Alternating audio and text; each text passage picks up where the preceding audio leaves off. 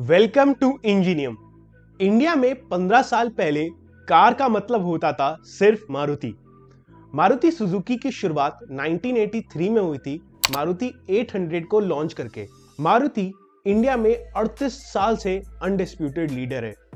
India में आज जो कार मार्केट है, और ये कहना बिल्कुल भी गलत नहीं होगा कि उसे मारुति ने ही डेवलप करा है। इस वीडियो में हम जानेंगे मारुति सुजुकी की हिस्ट्री के बारे में, उनके गवर्नमेंट के साथ रिश्तों के बारे में, उनके एक्स्ट्रा बिजनेसेस के बारे में, और उनके आने वाले फ्यूचर के लिए उन्होंने क्या प्लान कर रखा है उसके बारे में। ये तो हम सबको पता है, मारुति सुजुकी एक जॉइंट वेंचर है मारुति उद्योग लिमिटेड का और जापानीज ऑटोमेकर सुजुकी का, बट इसके पीछे की हिस्ट्री आपको नहीं पता होगी। आज से करीब 50 साल पहले मारुति एक टेक सपोर्ट कंपनी थी जो कि कार्स के डिजाइन से रिलेटेड काम करती थी। उस टाइम पर लोगों के पास कार खरीदने तक के पैसे नहीं होते थे। आफ्टर इंडिपेंडेंस इंडिया में सिर्फ 3 ही कंपनीज एग्जिस्ट करती थी, प्रीमियर मोटर्स, हिंदुस्तान मोटर्स और स्टैंडर्ड मोटर्स। प्रोडक्शन करने के लिए लाइसेंस लेना पड़ता था और मैन्युफैक्चरिंग बहुत ही रेगुलेटेड होती थी। कार्स की कॉस्ट भी नॉर्मल लोगों के बजट से बहुत ज्यादा थी। तब की प्राइम मिनिस्टर इंदिरा गांधी ने सोचा कि इंडिया में ऐसी कार्स बननी चाहिए जो कि अफोर्डेबल हो और फ्यूल एफिशिएंट हो। उसी के लिए शुरुआत हुई मारुति लिमिटेड की, जो कि इंडियन कंज्यूमर्स को ध्यान में रखकर कार्स बनाएगी, और इसका एमडी चुना गया संजय गांधी को। 1977 में इस कंपनी को बंद करना पड़ा फॉर पॉलिटिकल रीजंस, और 1981 में इसकी दोबारा शुरुआत हुई मारुति उद्योग लिमिटेड के नाम से। अब मारुति उद्योग भले ही कार से रिलेटेड काम करती थी, बट उन्हें कार मैन्युफैक्चरिंग का कोई एक्सपीरियंस नहीं था, इसलिए उन्होंने फिर फॉरेन कंपनीज को अप्रोच करना चालू करा। उस टाइम इंडिया में सिर्फ 14,000 कार्स थी फॉर 55 करोड़, मतलब हर 40,000 लोगों के लिए सिर्फ एक ही कार। तो कार मेकर्स के लिए ये बढ़िया डील नहीं थी और बहुतों ने रेजिस्ट भी करा। मारुति के ऑफिशियल्स बताते हैं कि उन्होंने वॉक्सवैगन, फिएट और रेनॉल्ट जैसी कंपनीज को अप्रोच करना चालू कर दिया था। अगर ये डील वॉक्सवैगन के साथ हो जाती तो हमें इंडिया में मारुति 800 की जगह बीटल देखने को मिलती। रेनॉल्ट इंडिया में रेनॉल्ट 18 लॉन्च करना चाहती थी, बट ना ही ये अफोर्डेबल थी, ना ही ये फ्यूल एफिशिएंट थी। मारुति के बोर्ड मेंबर आरसी भार्गव बताते हैं कि उन्होंने डील डाइहाट्सू मोटर्स, जो कि सुजुकी की कंपेटिटर है, उसके साथ कर ही ली थी, बट तभी जैसे ये न्यूज आती है, ओसामा सुजुकी खुद इस डील में इंटरेस्टेड लेते हैं। आरसी भार्गव और ओसामा सुजुकी दोनों ही एक दूसरे से सेकेंड मीटिंग में कन्विंस हो जाते हैं। क्योंकि इस डील में ओसामा सुजुकी खुद इंटरेस्टेड थे, तो चीजें बहुत ही स्विफ्टली होती हैं, और 2 साल में ही वो इंडिया को अपनी सबसे आइकॉनिक कार देते हैं, मारुति 800। इसके फर्स्ट कस्टमर को कार की कीज खुद इंदिरा गांधी जी ने ही हैंड ओवर करी थी। मारुति 800 एक छोटी, फ्यूल एफिशिएंट और अफोर्डेबल कार थी जिसने इंडियन ऑटोमोबाइल मार्केट का नजरिया ही बदल के रख दिया, और वो इंडिया की बेस्ट सेलिंग कार भी बन गई। सुजुकी ने मारुति को सिर्फ कार्स का टेक ही नहीं, बल्कि अपनी मैनेजमेंट प्रैक्टिसेस भी दी। इंडिया जैसी क्लास कॉन्शियस सोसाइटी में उन्होंने फैक्ट्री वर्कर्स के बीच इक्वालिटी पर फोकस करा।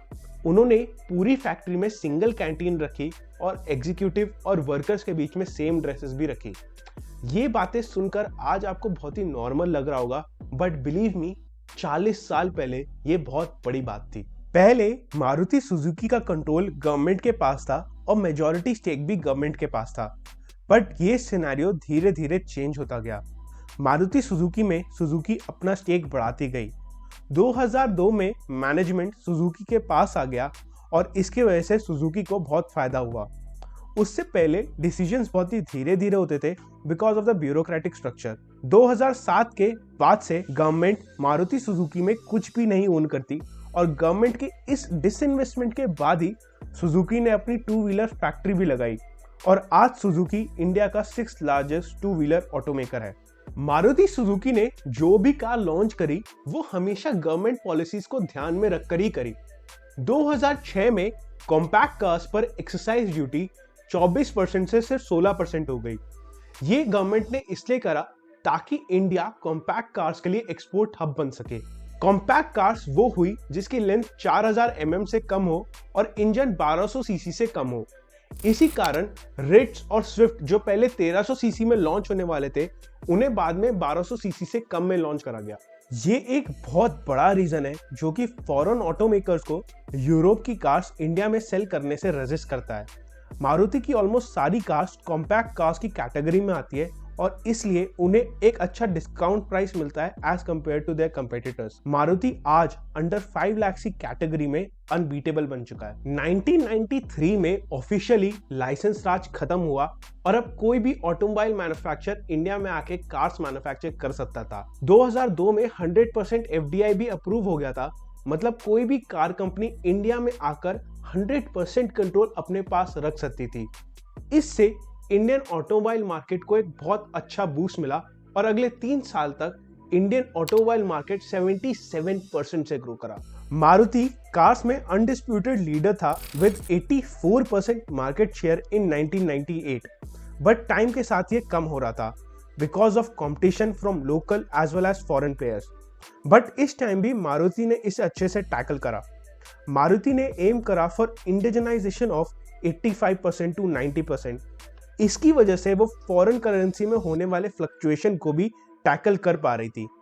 मारुति ने कॉस्ट रिडक्शन और ऑपरेशनल एफिशिएंसी पर भी फोकस करा और अगले 3 साल में मारुति ने 29% कॉस्ट रिडक्शन भी कर ली। आज मारुति सिर्फ 20% कार को ही इन हाउस मैन्युफैक्चर करता है और बाकी सारे पार्ट्स थर्ड पार्टी वेंडर से आते हैं। मारुति ने बाउंस बैक करा with 51% market share and 40% rise in profit in 2002 to 2003 fiscal year. Maruti ने अपने मैन आवर्स पर कार डिक्रीज करने पर भी फोकस करा। 2010 में मारुति पहली कंपनी बन गई थी जो कि हर महीने 1 लाख कार सेल कर रही थी। मारुति के सर्विस से निकलने वाला कस्टमर हमेशा खुश रहता है और इतने सालों में मारुति ने अपने लिए काफी गुडविल भी कमाई है। इस बात का अंदाजा आप इस बात से लगा सकते हैं कि मारुति के 70% कस्टमर्स रिपीट है। मारुति के पास आज हर रेंज के कस्टमर्स के लिए कार्स हैं। आज सबसे सस्ती ऑल्टो, कॉम्पैक्ट एसयूवी में ब्रेजा और विटारा, प्रीमियम हैच में बलेनो, सेडान में सियाज और डिजायर, मारुति के पास हर कस्टमर के लिए ऑफरिंग है। मारुति अपने एग्जिस्टिंग कस्टमर्स को हमेशा एक अच्छा अपग्रेड प्रोवाइड करता है। इंडिया में पहले कार खरीदने से पहले हमेशा 1 साल की वेटिंग होती थी और मारुति ने उसे रिड्यूस करा। मारुति ने हमेशा कस्टमर को कार टाइम पर डिलीवर करी। मारुति ने बिना ज्यादा इन्वेस्टमेंट करे अपने लिए बहुत सारे रेवेन्यू स्ट्रीम्स को डेवलप कर लिया है। मारुति इंश्योरेंस और मारुति फाइनेंस।